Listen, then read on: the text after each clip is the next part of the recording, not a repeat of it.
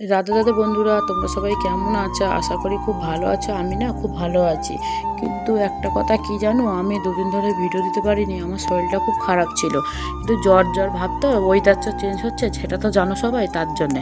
এবার চলো একটা একটা করে কাজগুলো গুছিয়ে দিলাম বিজনেস না। এবার এইদিকে আমার বাড়ির কাজ করার জন্য আমার মেয়েটাই ঠিক। এখন মনে হয় কি মেয়ে না থাকলে কোনো কাজই হয় না। কিন্তু ওইদিকে রাত্রিবেলা ফোন আসলো, বোনের খুব শরীর খারাপ, ওরও খুব জ্বর হয়েছে, বিছনা থেকে উঠতে পারছে না। তার জন্য মেয়েটা একা একা চলে গেল। এই জন্য আমার কাজ করতে খুব অসুবিধা হয়ে গেছে। চলো বিছনাটা গুছিয়ে নিয়ে ড্রেসিং টেবিলটা মুছে নিয়েছি, কেন কদিন ধরে ড্রেসিং টেবিলটা মোছা হয়নি। আর আমাদের বিলের দিকে দেখো, ওইদিকে আবার জল ভর্তি হয়ে গেছে, আর কত সুন্দর ফুল ফুটেছে। এবার এত শরীর খারাপ, তার মধ্যে দেখো ওই কাজগুলো তো সব করতে হবে, কারণ আমার কাজ তো আর কেউ করে দেওয়ার মতন নেই। এবার ঘরটা ঝাঁট দিয়ে নিয়েছি, নিয়ে আগের দিনের খুব জামা কাপড়গুলো ছিল বুঝেছো, সেইগুলো তো সব ভাঁজ করতে হবে।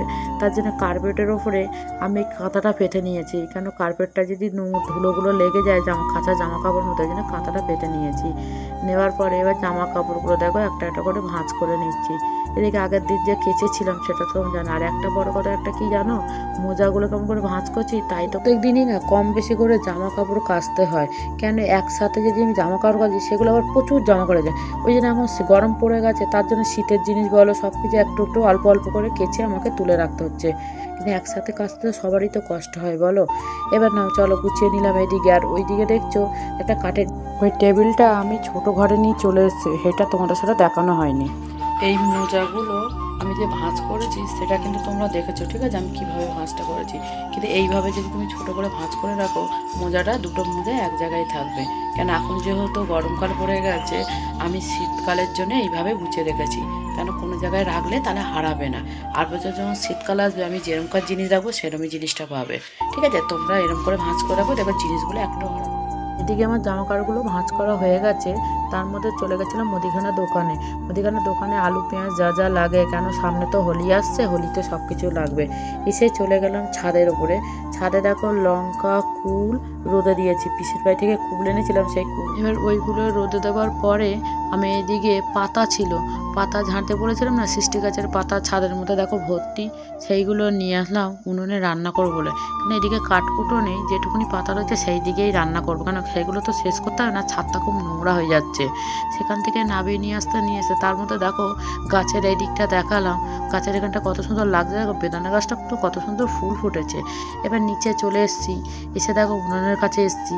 এবার উনুনটা আস্তে আস্তে করে ধরাবো। আজকে একটু হাতে সময় রয়েছে, তাই জন্য ভাবলাম আজকে উনুনে পাতাতেই রান্না করি, কেন একটু সময় লাগবে পাতায় রান্না করতে গেলে। কাঠে যেরকম তাড়াতাড়ি হয়, কিন্তু পাতায় একটু লেট হয়। তো চলো ভাতটা বসিয়ে দিলাম। আর ওইদিকে না খানিকটা অল্প কটা জামা কাপড় ছিল, সেইগুলো কেচে দেখো আমি বাইরে এদিক ওদিক করে মেলে দিয়ে এসেছি।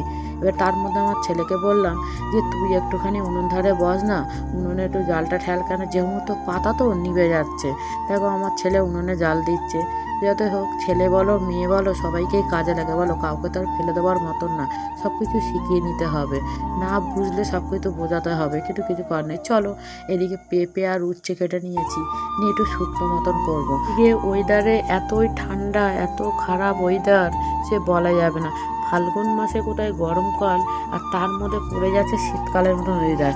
রাত্রিতে ছাড়তে হচ্ছে পাখা, দুপুরে ছাড়তে হচ্ছে পাখা, ভোরবেলার দিকে লাগছে ঠান্ডা। এই করেই মানুষের তো শরীর খারাপ হয়, কিন্তু কিছু করার নেই। চলো তারপরে এইদিকে পেঁপের তরকারিটা হয়ে গেছে, এদিকে শাক কেটেছিলাম, শাক ভাজা করবো। সামনেই চলে আসছে হোলি।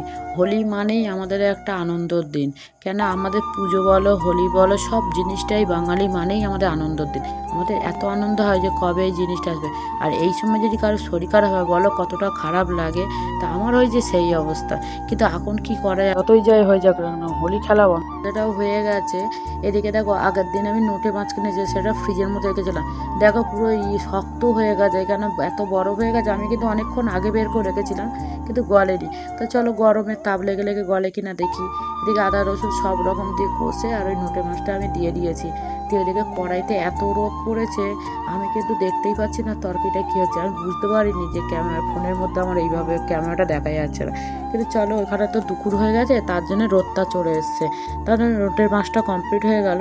আর ওদিকে আমি চলে গেলাম। কে হোলি খেলেছো, কেমন মজা করেছো সেটা কিন্তু আমাকে জানিও, ঠিক আছে। আমরাও খেলবো, তখন আমিও জানাবো। আজ ভিডিওটা এই অবধি, নতুন ভিডিও নিয়ে পরের দিন চলে আসবো।